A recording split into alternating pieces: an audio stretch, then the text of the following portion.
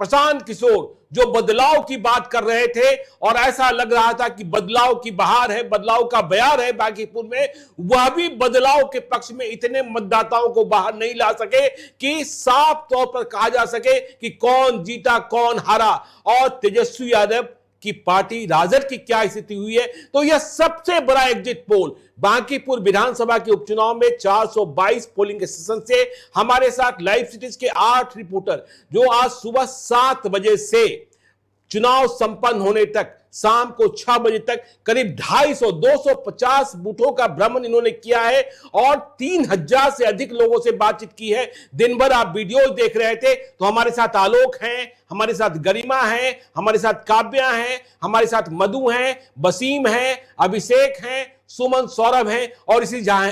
तो बगैर किसी देरी के हम एग्जिट पोल शुरू करते हैं। हर रिपोर्टर की अलग अलग राय हो सकती है लेकिन आप निष्कर्ष निकालिएगा कौन जीत रहा है कौन हार रहा है। तो सबसे बड़ा एग्जिट पोल बांकीपुर विधानसभा का सबसे पहले आलोक आप बताइए।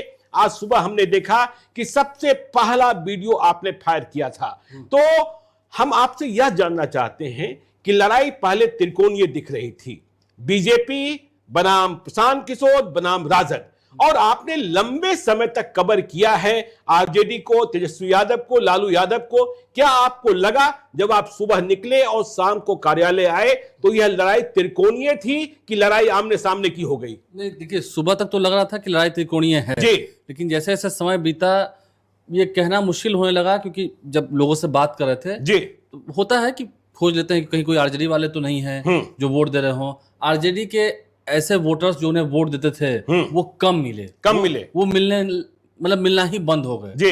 जो कह रहे हो खुल के, हाँ कुछ जगहों पर कहा उन्होंने कि हम आरजेडी को वोट दे रहे हैं, हम आरजेडी को वोट दे रहे हैं, कई बुजुर्गों ने कहा, लेकिन जेनजी किसी ने नहीं कहा, जेनजी किसी ने नहीं कहा, जबकि तेजस्वी यादव युवा तुर्क हैं, रोड शो किया है। लेकिन रोड शो के बाद भी मुझे ऐसा ही लगा कि उतने वोट मिलेंगे जितने 2025 में, या मैं अगर सबसे कम देखूं तो 2010 में सबसे कम मत प्राप्त होते हैं। मुझे उम्मीद नहीं है कि उतने भी वोट इस बार आरजेडी को मिल पाएंगे। क्या आपको लग रहा है कि राजद की जमानत बच रही है या राजद की जमानत डूब सकती है? नहीं, इसमें कहना मुश्किल है, हो सकता है बच भी जाए जी, हो सकता है बच भी जाए, क्योंकि एक तरफा जिस तरह से जो विपक्षी खेमे का वोट है, देखिए जब जब चुनाव हुए हैं कभी भी किसी भी पार्टी के खिलाफ तो विपक्ष में तो वोट पड़ते ही है, चाहे वहां आरजेडी जीते चाहे बीजेपी जीते, तो विपक्ष में तो वोट पड़ता ही है। लेकिन इस बार दो ही धड़ा दिखा, या तो नितिन नवीन और बीजेपी को जिताओ या नितिन नवीन बीजेपी को हराओ, दो ही धड़ा था।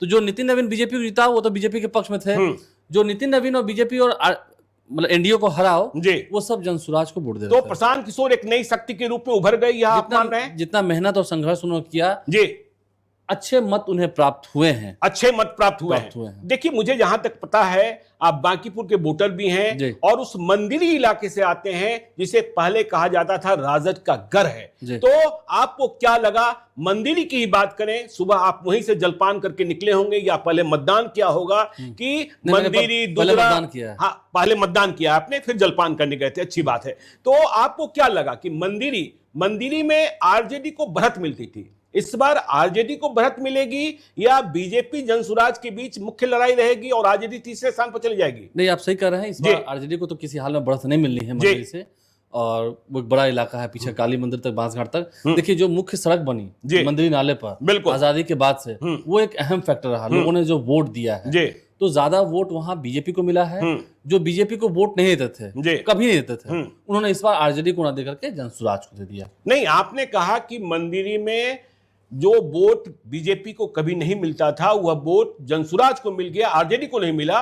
मंदिरी को यादवों का घर भी कहा जाता है। क्या आपको लगता है कि यादवों ने भी तेजस्वी यादव का साथ छोड़ दिया? यादवों ने तो बीजेपी को वोट दिया है, यादवों ने बीजेपी को वोट दिया है। अच्छा, ज्यादातर बीजेपी को वोट दिया है। ज्यादातर आप कह रहे हैं? ज्यादातर कह रहा हूं, मैं ये भी कह रहा हूं कि अगर ये बात कहा जाए, दो बड़ी बातें हैं। अगर ये कहा जाए कि सवर्णों ने इस बार बीजेपी को वोट देने में कंजूसी की है और बीजेपी को घाटा हुआ है सवर्णों के वोट से, खासकर हम क्षत्रिय की बात करें, भूमियार समाज की बात करें या ब्राह्मणों की बात करें, बिल्कुल अगर इन तीनों ने उनका वोट काटा है तो यादवों ने वोट देकर बीजेपी का वोट बढ़ाया है। अच्छा, जो भी उनको फायदा उससे होगा। यादवों ने तो बीजेपी को वोट दिया है, मैं नहीं कह रहा हूं कि आरजेडी को नहीं दिया है, नहीं आरजेडी को दिया है। आप हमें यह बताइए आलोक जी, आपने कई बूथों का भ्रमण किया, आपने कहा कि यादवों का वोट कम मिला तेजस्वी यादव को, हाँ, कम मिला है, और अधिक वोट मिले हैं बीजेपी और जनसुराज को। तो बीजेपी और जनसुराज में यादवों का अधिक मत कौन ले गया? नहीं, अब ये कह पाना मुश्किल है, लेकिन हाँ, अगर हम ये कह सकते हैं बीजेपी और जनसुराज में अगर कंपेयर करेंगे तो यादवों का अधिक मत तो फिर जनसुराज ले गया। यादवों का अधिक मत जनसुराज ले गया। देखिए एग्जिट पोल का जो पहला ट्रेंड दिखाई पड़ रहा है कंपेयर टू बीजेपी, यादवों का मत भी तीसरे स्थान पर आरजेडी को प्राप्त हुआ है और यादवों का मत जनसुराज अधिक ले गया है। यह राजद के लिए झटके की बात है। आप जब बूथों पर घूम रहे थे तो आपको क्या लग रहा था कि वहां जनसुराज के समर्थक हैं, वहां जनसुराज का बूथ प्रबंधन ठीक है? सुबह से क्या मैंने देखा, सुबह से देखा कि बीजेपी के जो वोटर्स थे वो एग्रेसिव थे, बीजेपी के वोटर एग्रेसिव थे। जिन जगहों पर मैं गया, बीजेपी के वोटर्स ने बीजेपी को खुलकर वोट दिया। शुरू के 1 घंटे में अगर आप देख रहे थे कि 4-4.5% का ही पोलिंग हुआ है, वो बीजेपी के एग्रेसिव वोटर निकल के आए थे। क्योंकि जिस जेनजी की हम बात कर रहे हैं और जिनकी भी बात कर रहे हैं, जो युवा शक्ति हैं, उनका वोट तो 10-11 बजे के बाद पड़ना शुरू हुआ, क्योंकि 12 बजे तक तो 20% ही पोलिंग हुआ था।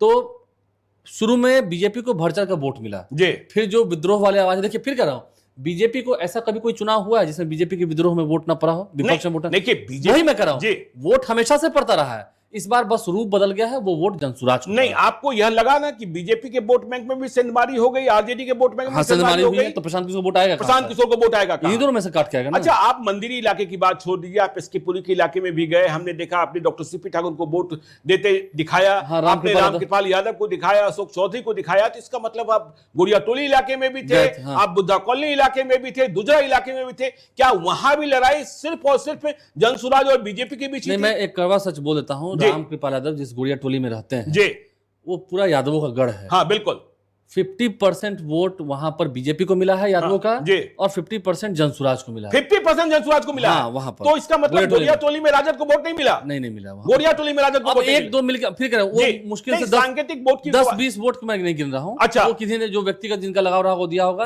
लेकिन नहीं, ऐसे ज्यादातर वोट वहां बीजेपी को मिला है गोरिया टोली में और जनसुराज को। तो आपको यह लगा कि मुसलमानों के बाद, मुसलमान तो दे ही रहे थे प्रशांत किशोर को, यादव भी बढ़ चढ़कर जनसुराज को वोट दिए? देखिए यादवों में भी अब 2 धड़ा हो चुका है, एक जो विकसित की ओर देख रहे हैं और दूसरा एक क्या होता है, पटना में भी हम रह रहे हैं तो गांव घर होता है या कुछ ऐसा सोसाइटी टाइप होता है, अगर वो उनको दे रहे हैं तो उनका उससे फायदा होगा, तो उसके विपक्ष में तो उसके विपक्ष में उन्होंने क्योंकि वो गोतिया दाह वाली जो बात करते हैं, जो लड़ाई होती है, अगर मैं बीजेपी को दे रहा हूं तो लग रहा कि आखिरी बात करें आलोक जी, आप शाम को 6 बजे लौटे हैं, आप किस निष्कर्ष पर हैं? बांकीपुर विधानसभा का उपचुनाव कौन जीत रहा है? देखिए निष्कर्ष बस सीधा यही है, मार्जिन कम हो जाएगा।